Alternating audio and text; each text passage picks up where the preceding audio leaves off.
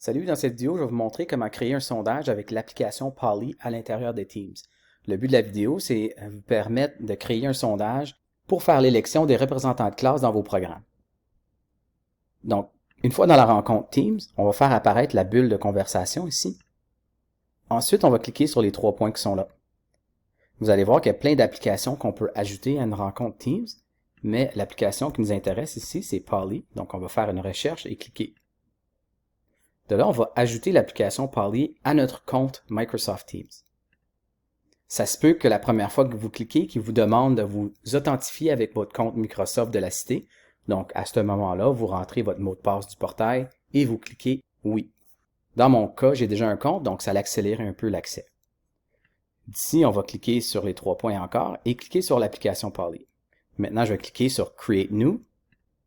Et je vais donner un nom à ma question. Dans ce cas ici, c'est évidemment de faire le choix du représentant de classe. Une fois que les noms sont rentrés, on va juste vérifier quelques réglages. Donc, tandis que c'est un vote pour un représentant, normalement, on va vouloir faire ça anonyme. Donc, c'est important ici de cliquer le petit bouton anonyme pour rendre le sondage anonyme. Show Result in Real Time, c'est intéressant parce qu'on va tout de suite voir le gagnant du vote. Maintenant, on peut aller voir, faire un preview pour voir qu'est-ce que ça va avoir l'air avant de le rendre public.